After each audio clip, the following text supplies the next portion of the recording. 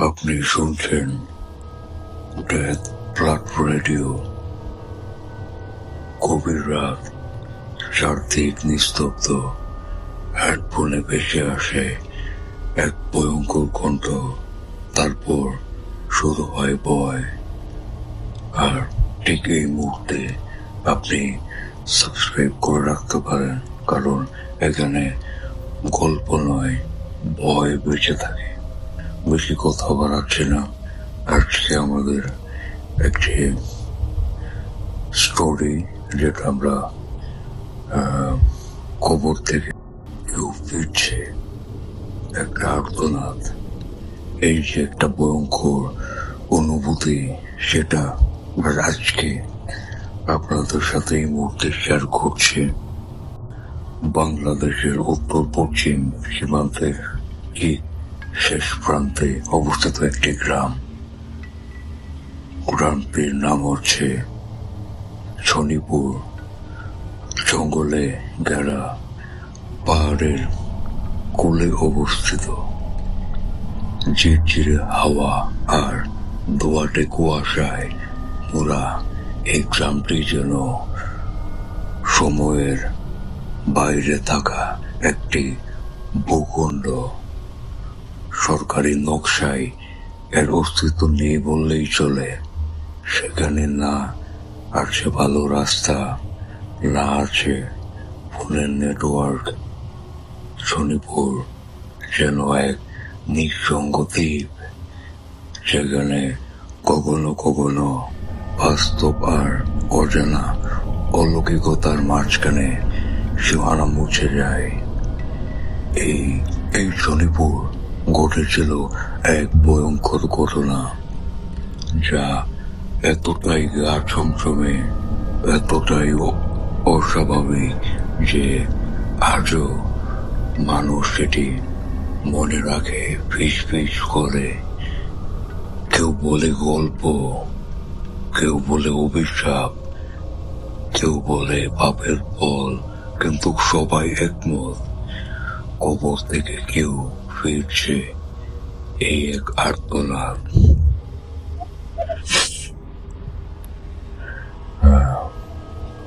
সেদিন ছিল ওই শীতের সময়, এক শীতের সন্ধ্যা। সূর্য অস্ত যাচ্ছিল দুয়াটে পাহাড়ের কোলে। গ্রামের মকবুল মাস্টার প্রতিদিনের মতো মসজিদ থেকে নামাজ পড়ে ফিরছিলেন। মসজিদ থেকে তার বাড়ি যেতে হলে ছোট একটা কবরস্থান পার হতে হয়। কবরস্থানটা বহু পুরনো, গাছপালা ঢাকা, বাতি নেই, আলো নেই, শুধু ঘন কুয়াশা আর মৃত মানুষের ঘুমন্ত ছায়া। অস্বাভাবিক জায়গা বটে। হঠাৎ মকবুল থেমে গেলেন। তারপর মনে হলো কবরস্থানের এক কোনায় কেউ দাঁড়িয়ে আছে।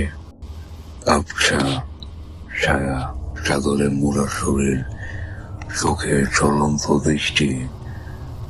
ঠান্ডা বাতাসে তার শরীর কেঁপে উঠল। কেউ ওখানে? কোনো উত্তর এলো না, কেবল ছায়াটি ধীরে ধীরে তার দিকেই এগিয়ে এলো। কিছুটা কাছে এসে ফিস ফিস করে বলল, আমি ফিরছি। মকবুল মাস্টার মুহূর্তেই পিছিয়ে পড়লেন। হুচট খেয়ে মাটিতে পড়ে গেলেন। বুকের ভেতর ঠক ঠক শব্দ। যখন উঠে তাকালেন, তখন ছায়াটি আর নেই। পুরনো কবরস্থানের গুজব। পরের দিন ভোরে গোটা গ্রামে ছড়িয়ে পড়ল খবর, রোকন ফিরছে। রোকন ছিল গ্রামের ছেলে। বছর খানিক আগে সীমান্ত পেরিয়ে পাচারের কাজে গিয়েছিলেন ভারতে। সীমান্তরক্ষীদের গুলিতে মারা গিয়েছিল। তার লাশ টুকরো হয়ে ফিরছিল, আর মায়ের কান্নায় শনিপুর স্তব্ধ হয়ে গিয়েছিল। নিজ হাতে তাকে কবর দিয়েছিল তার মা রিজিয়া বেওয়া। কিন্তু আজ সকালের আলোর ফোটার আগেই দুজন রাখাল বলতো তারা দেখেছে রুকন কবরস্থানের পাশে বসে খাচ্ছে। তার পরনে সেই পুরনো ছেঁড়া চাদর, চোখে অদ্ভুত খালি দৃষ্টি। রিজিয়া বেওয়া সকালবেলা হাঁটতে গিয়ে চিৎকার করে উঠল, আমার ছেলে ফিরছে। সে এসেছিল রাতে, আমার জানালায় দাঁড়িয়ে তাকিয়েছিল। ও চুপচাপ ছিল, কিন্তু আমি জানি ও রুকন। গ্রামের ছেলেরা প্রথমে ভাবলো হয়তো বৃদ্ধা রিজিয়া পাগল হয়ে গেছে, কিন্তু একে একে আরো অনেকে বলতে লাগলো হ্যাঁ, তারা রুকনকে দেখেছে। কেউ পুকুর পাড়ে, কেউ কুয়াশায়, কেউ পুরনো স্কুল করে জানালার পাশে।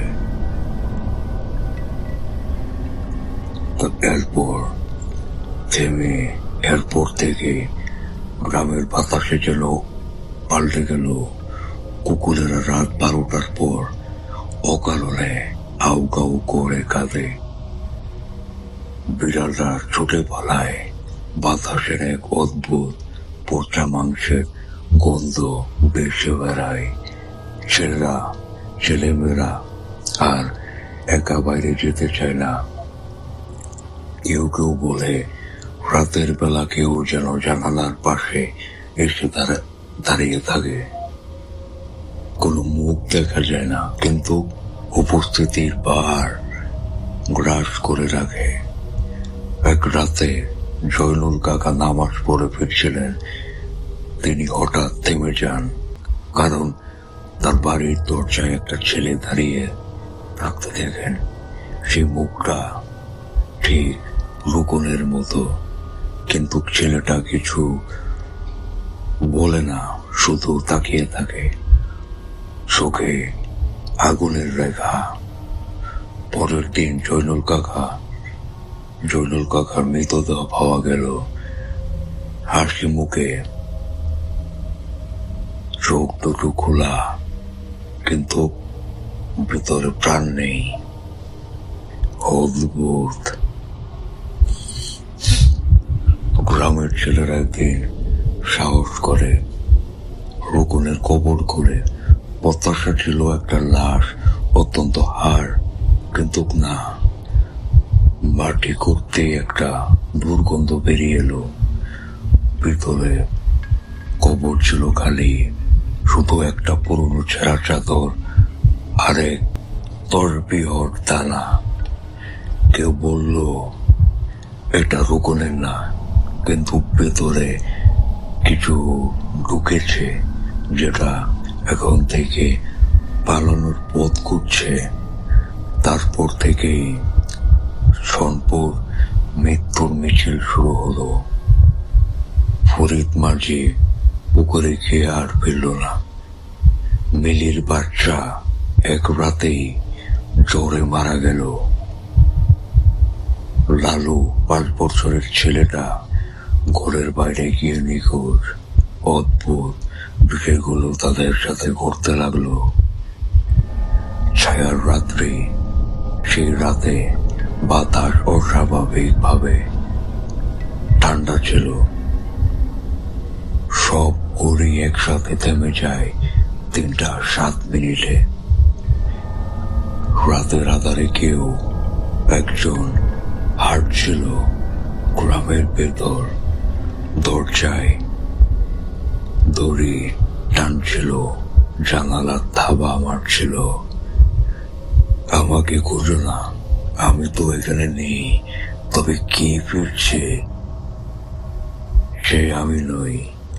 মকবুল মাস্টার সাহস করে মসজিদের মাইকে ঘোষণা দিলেন, যদি রোকন হয় তবে সামনে আসো, আমরা চাই ওর মুক্তি।